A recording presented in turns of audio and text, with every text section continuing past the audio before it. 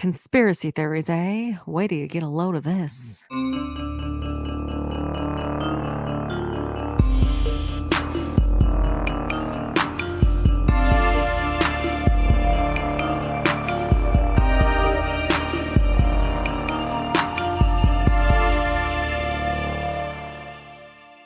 Hello, and welcome to Crack Sisters Conspiracies. We're a podcast that covers conspiracy theories, mysteries, and all over spooky shit. My name is Cassandra. And I'm Jackie. And we are said sisters. Good recovery on that one. You noticed the fumble? Thank you for not laughing and ruining it like you always do. You're welcome. Thanks for being so nice. You're welcome. That's what big sisters are for. Yeah. Anywho. What's new with you? Nothing. Same old, same old. Survived Easter. I had the most depressing Easter of my life. It was such a sedated Easter. Like the energy was not there. I woke up ready to go. I was so excited. I'm like, because I told Alex that I was sad, and he's like, "Well, we'll go play lemon ball." I bought 2 pounds of lemons. Oh my god! We don't have a lemon tree. So the day comes and he's like, all right, let's go get a bat. He goes, let's also go get pickleball stuff. Like, we'll go play pickleball too. I'm like, that sounds so fun. I would love that. But apparently Easter is the new Christmas and everything was closed. Target was fucking closed. Big Five was closed. Dick's Sporting Goods was closed. Everything was fucking closed. I mean, Easter Sunday is a religious holiday, so whatever. So I didn't get to do any of that. And then so I was really upset. And then we went to Starbucks and I got an order and it was fucking disgusting. And then my whole day, I just sat in silence the whole day. That is a bummer. Question. Did your Starbucks drink have anything with lavender in it? No, but I did try a lavender and it's gross. It was the worst thing I had ever ingested. It was terrible. Which one did you get? It was like a lavender latte or something. Yes, it literally, but mine I think was like an oat milk latte. So yes, that's what it was. So I said, hey, can I have normal milk? I don't like oat milk. And they're like, yeah. It literally tasted like someone took a handful of flowers from the garden, put it in milk, and then like amount of coffee in there, and then gave it to me. I'm like, this is the most disgusting drink I've ever had in my life. Like I took a sip and I'm like, am I sick? Why does this taste weird? I mean, little did I know I was sick, but that was not the reason it tasted it's fucking like garbage. Gross. Yeah. So gross. Okay. Well, no, and then I wanted to try a pistachio. I know you can't drink that, but a pistachio latte. And they're like, we're out of season. Like, I'm pretty sure pistachios are in the store year round, but okay, lady. So then I got just a go-to blonde iced vanilla latte, and it literally tasted like she spilt chemicals in it. She was probably mad because she had to work on Easter because people like you go to Starbucks on Easter Sunday. Well, nothing else was fucking open. Yeah, our Easter was very, like I said, sedated. It started off high energy because, the Easter bunny came and the child comes stumbling in at the wee hours of the morning to shake us out of bed. And I was kind of tipsy the night before and made bunny paw prints with flour, but I didn't realize like the scale. I was about to say, Alex and I were looking at them. He goes, did they get robbed by the giant Easter bunny? Because they were the size of my head. Oh, so big. And I'm like, well, good thing we have vaulted ceilings, I guess. So if I was a kid, I would be fucking terrified of the Easter bunny after seeing those fucking prints. Well, she was unfazed. Oh, that's good. But yeah, no, she was very excited. She had a grand old time. And then we hung out and then went to mom and dad's house. We're going to do like game day, just kind of hang out, eat late lunch or whatever. And I did make a game and brought it because we couldn't do lemon ball because we got rained out. So we didn't get to enjoy it either. That was a huge downer. I know. But I made like a ping pong game where there's dice and ping pong balls and eggs and there was money to win and this and that. Okay. So it started off really fun. And then after the second or third turn for everyone, we're like, hey, this is... like the energy just kept declining. Then we played cards for a while and it was just very quiet. And then we're falling asleep at the table and we went, oh my gosh. Yeah. It was a bad Easter. I was very depressed. It was not the best that we have had. So, but it's over. There you go. And it's now April. But I told Alex, I'm like, dude, we have not celebrated one holiday in this house except Christmas. And I go, and we don't even know holidays are happening unless Cassie tells me on the podcast that a holiday is coming up. I go, we need to start a tradition. And then, of course, nothing happened. Okay, well, next month, Memorial Day. He always drinks and gets sad on Memorial Day. Okay, well, so just letting you know. And then there's what, Juneteenth? There's my birthday. There is for Juneteenth. Didn't know that was a holiday, but you know, excuse me. But anywho, so nothing beyond that going on, just the same old, same old. Anything else exciting on your end? Yeah, I took Alex to the ER a couple days ago. Oh, that's right. I forgot. I saw a picture our mother shared. Oh my God, I don't think I sent you a picture. You did not. I didn't know anything about it. Well, she happened to call while we were walking into the hospital. So he like woke up a couple days ago and was like, God, my eye really hurts. And his eye was all like red and bloodshot. And he'd had that happen before, like a month prior. But before, he had played video games all night long. Like hours and hours and hours. So he woke up, he's like, my eye hurts. I'm like, you probably just have a strained muscle from staring at a computer screen for hours on end. And it went away. So we assumed it was the same thing, but he hadn't played any video games. He worked, he came home, and he like went to sleep basically. So he woke up and he's like, oh, my eye really hurts. So he goes to work, he comes down, and he goes, my eye is killing me. And he like was wearing sunglasses like a douche. I'm like, what are you doing? And he goes, it hurts to like be around light. So he would just went and sat in the room in complete pitch dark. Even the alarm clock was like too bright for him. And it's just one eye. It was just his right eye. Okay. And I'm like, that's really weird. And he's like, I think I need some ice. So I gave him some ice. That didn't help. Then he goes, it fucking hurts. Like just thinking about my eye hurts, and I'm sensitive to light and I'm miserable. So I gave him a muscle relaxer. And he like fell asleep, and then he woke up. He's like, I can't really see anything. I'm like, what do you mean? He goes, my eye is like, if I were to only have this one open, he goes, it is so incredibly blurry. I can't see anything. But also he was still even more sensitive to light in the morning. And he goes, I think you need to take me to the ER. I'm like, okay. Wow. So I had to like tell my boss I had to leave. And I took him to the VA, the Travis Air Force Base. Oh, it's like across the street. I know. So thankfully they let him in, and that took like all day.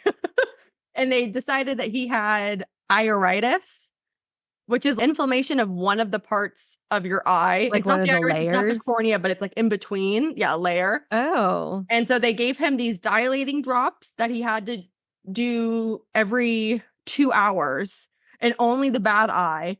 And then they gave him these medicated drops that he had to do 3 times a day, only in the bad eye.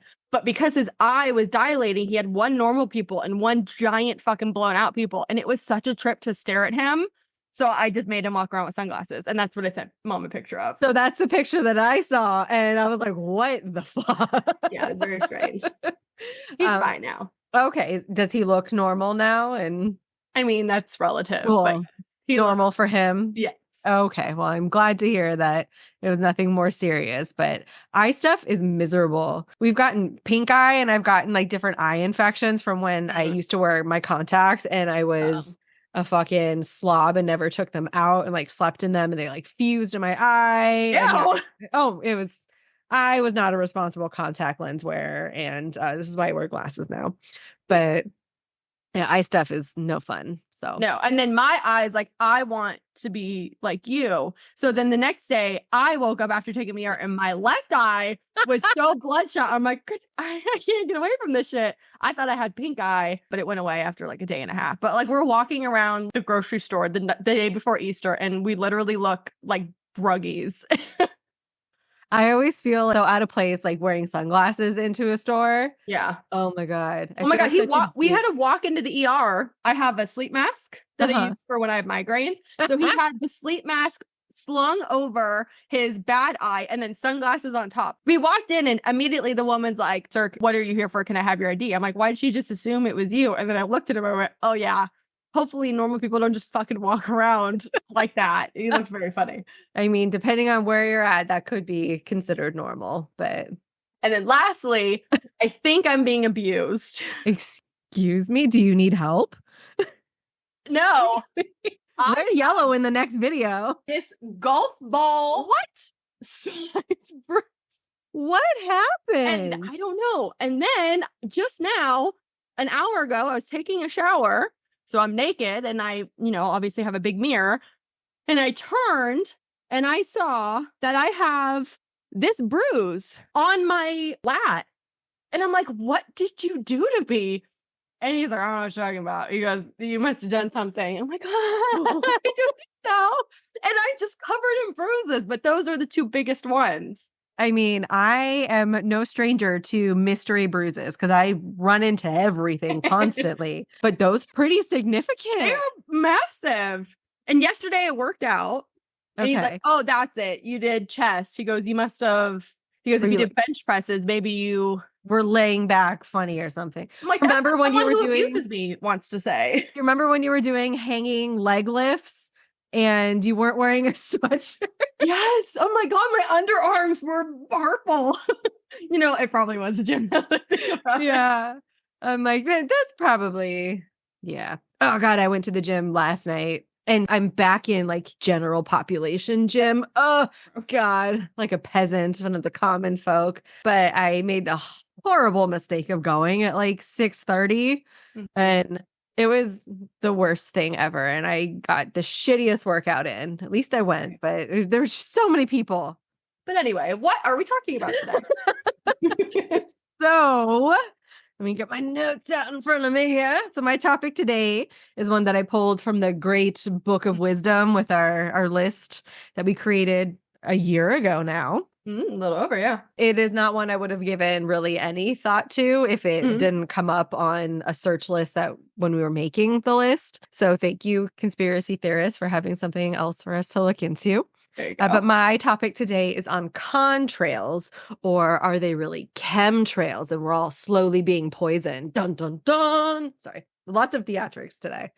Oh, real quick. What? Sorry. This one's about the podcast. Okay. I was talking to Marissa and she goes, can you guys please clarify your scale?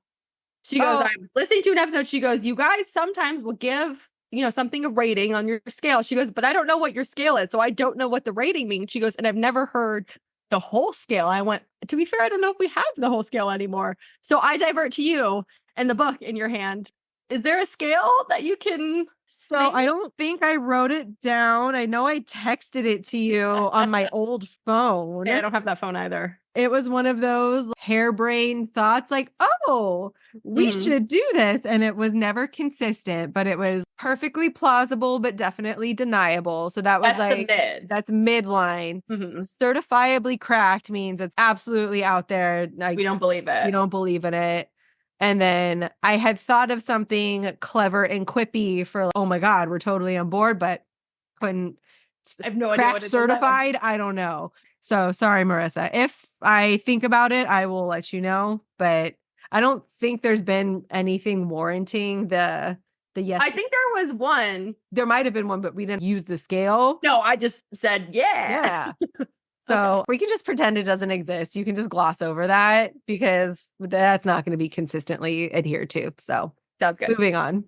So for those of you who are unaware, a contrail, which is short for condensation trail or otherwise known as vapor trails, are the line-shaped clouds that you see up in the sky when a plane flies by. These clouds are a product of either aircraft engine exhaust or changes in air pressure behind planes as they go. And they're typically found several miles above the Earth's surface, so around cruising altitude. Do you know how high cruising altitude is? 30,000 feet. Yeah, 30 to 40,000 feet up in the air. Did we talk about that on the Malaysia Airlines? No, I just happen to know that. The general composition of the contrails, primarily just good old water, and it just happens to be in the form of ice crystals because it's cold as fuck up there, and carbon dioxide. So those are pretty much the two things that get emitted from a plane. So all naturally existing things. So that's totally explainable. Now, what is a chemtrail, you might be asking? Well, a chemtrail is what many people suspect is being left behind from planes instead of the vapor trails that I had just mentioned. Okay. And so those who subscribe to this conspiracy theory believe that the trails from planes are actually made up of chemical or biological agents, and they are being emitted intentionally and for nefarious purposes that the general public is not aware of. Okay. Now, I want to mention that the theorists acknowledge that normal vapor contrails are real and exist. So they're like, yeah, no, these are totally a thing. But they state that you can't always believe what you see up in the sky. And you can't always believe that it's just water vapor. They feel that normal contrails dissipate pretty quickly as a plane passes by. So you shouldn't see too much of them or see them for too long. But when they linger, it's due to the fact that other substances are obviously in the emission. So it's heavier and it's just leaving a longer lasting footprint. Okay. So why would aircrafts be leaving behind trails of chemicals? Yeah. Well, tell me about it. Some suggested reasons would be as methods to control solar radiation, to change the weather and, be God, as an act of chemical/biological warfare, and as a way to psychologically control people as a means of human population control. So we're China. Yeah. So where did this idea that some agency is spitting out chemicals from planes for a myriad of reasons come from? To answer that, let's travel back in time to the mid-1990s. I totally wrote this like a book report. I was gonna say, for someone who bitches about doing research, this one is actually very good and very whimsical. Very animated. Yeah. So the chemtrail theory started spreading after a report was published by the United States Air Force in 1996 about weather modification. Okay. So the report came out as a response to a military directive outlining a future strategic weather modification system used to maintain the military's dominance in the future year of 2025. And it was noted on the report that it is a fictional representation of a future situation or scenario. So something like this may happen, and this is how we would deal with it. So reading comprehension is generally lacking amongst most people. And instead of noticing this is a fictional response, people just kind of naturally started accusing the Air Force of spraying the U.S. population with mysterious substances, and that the contrail patterns being generated were unusual and that something must be wrong. Oh, okay. Therefore, there's cause for concern. They took something and just, did what they do. They made something new from it. The theory then began to spread rapidly once it was popularized by a man named Art Bell. He was a late night radio host and started talking about that. So shortly after, the federal government became inundated with calls and letters from angry people. Because typically those who subscribe to conspiracy theories have a lot of thoughts, opinions, and free time on their hands. So a letter writing campaign, that's the way to go. In an attempt to shut that shit down, in 2000, the EPA, the FAA, NASA, and the NOAA, which stands for the National Oceanic and Atmospheric Administration. Yes. Why do you know that? I'm pretty sure. What was the blue? The blurb? The blip? The blip? We covered that. I forgot about that. Your story? It might have been. Okay, so something stuck. That's good. Well, anyway, all of these agencies came together to issue a multi-agency response in an attempt to dispel the rumors, but that, of course, backfired. Because once the conspiracy theories, conspiracy theorists got the actual oh my god, we're just gonna rewind a few seconds. So all these agencies came together to issue a multi-agency response in an attempt to dispel the rumors. Yes. But that, of course, backfired once the conspiracy theorists instead interpreted the information provided by the agencies as actual supporting evidence of the government's attempt to cover up the chemical blasting and just ran with that. So, to be fair, that would not be the first time they've done that. It is true. So, I mean, their credit where credit is due. But still, very distrusting people. Understand. Yeah. Okay, so couple of points that get made with regard to the conspiracy theory. So the longevity of the trail. So I had mentioned that They believe that normal trails dissipate pretty quickly, and then the ones that linger and are thicker and turn into like clouds, there must be something going on with them. The thought that something else was being emitted from the planes started to really creep up around 1995, 1996 after that Air Force report came out. Okay. So clearly because of the lasting effect, something had to have been going on with the emissions and can only be water and carbon dioxide. So to counter the claim regarding the longevity of the trail being an indicator of something, it's worth noting that long-lasting contrails have actually been documented in images dating back to World War II. So they've looked different for many years, many decades. So it's not anything new. It's just people only started to notice it or suspect something was wrong after this Air Force report came out. And did the report happen to mention why some are... Well, no, because that report was fictional. But in your research, have you found that a reason for why some last a little bit longer than others? A lot of it just has to do with, whether it's engine exhaust, the air pressure, the altitude that they're at. There's a lot of different components. So like the weather, they could just last longer. Okay. Yeah, so it's not for any interesting reason other than just science. Science. Okay, so using contrails or chemtrails as a form of population control. So this is another leg of the theory that suggests that the government is functioning under the instruction of the New World Order, and they're spraying chemical agents into the atmosphere and coupling it with something called SuperDARN, which is Super Dual Auroral Radar Network. And so the two of these things, the chemicals and SuperDARN combined, they're being used as a way to control people's minds telepathically. Okay. And what is it made of? I'm sorry? SuperDARN. So it's chemical agents coupled with the Super Dual Auroral Radar Network. So they use radar stuff up in the sky. But hold on. Okay. So this theory was heavily implied by a man named Levi Williams, who independently published a book diving into the government's shady dealings. And so he implied that different chemicals are being sprayed during the day versus at night in an attempt to control people, as well as a substance called smart dust, which sounds like a good time. I want some of that. Right?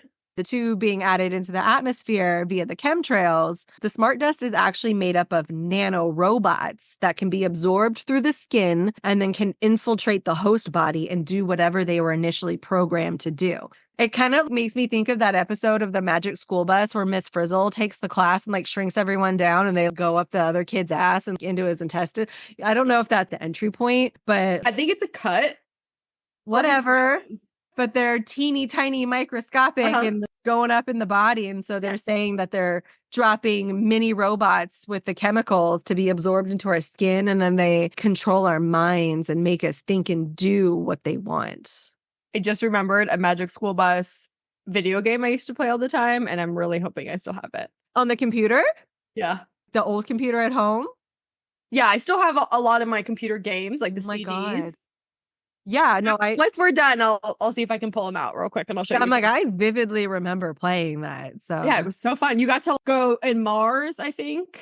Outside was Mars. And then inside the bus, you got to do all these like fun little activities. And the little lizard was there. It was a really fun game. It was a fun game. I still remember one of our first family computer setups. Like you were teeny tiny, but we still had a DOS system. So we weren't even on Windows at the time. And I had this really weird Mickey Mouse Club game that I don't even know how to describe it, but I just remember Donald Duck was in a train and it was really slow moving and there were shapes. It feels like a fever dream when I try to recall it.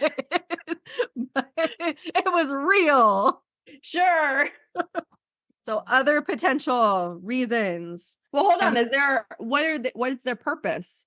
They're coming into our skin to do what they're programmed to do, but what are they programmed to do? Whatever the government and the New World Order wants us to do. They want us to be so vague. Complicit. They want us to, do whatever. They mind control. It doesn't make any fucking sense, okay? Okay. So using it as a way of weather control. There are those that believe chemtrails are used as a method of controlling and impacting the weather. And they even believe that they may be used to help protect us from climate change by blocking radiation from the sun. Well, that's very nice of them. So, right? Like, this is like the best thought behind it. And so it's called like geoengineering is kind of what that gets lumped into. Okay. It's actually an umbrella term that's used for both carbon dioxide removal from the atmosphere and then solar radiation management on like a planetary scale. But they're doing it to keep us all safe, which I don't know. When it comes to the government, I don't necessarily believe that they have our best interest in mind. So chemical warfare as an option for why they might be doing the things. The thought of chemtrails existing as a means of chemical warfare isn't actually entirely too far-fetched. The British government had conducted more than 750 mock chemical warfare attacks on their general public during the Cold War. Okay. And then the US actually did the same thing in the 50s and the 60s as well. And they were using a chemical known as zinc cadmium sulfide that was used as a tracer to test the dispersion of the biological weapons as it glowed under ultraviolet light. Okay. So it was easy to kind of scan to see if someone's been a recipient of, whatever came down from the sky. Anthrax. Yeah, but I mean, that one, the fact that they have tests in place to see what the implications of dropping shit from the sky would be like, Well, that kind of makes sense for a government to do in case you think that another country is going to do it that way. I guess you would want to know. Yeah, but where the issue lies is that it's in the US that you see a plane flying overhead when you're at home. And so they're dumping chemicals on me. So, the theories really come from people that harbor a genuine and deep-seated mistrust of the government. And like we had said earlier, to be fair, and in their defense, the government has been known to do some questionable shit on more than one occasion, which you have talked about on more than one occasion. Extensively. Overall, the scientific community, and obviously the government, do not support the theory of chemtrails and have regularly debunked their existence over the years. And it's not just a question in the US either.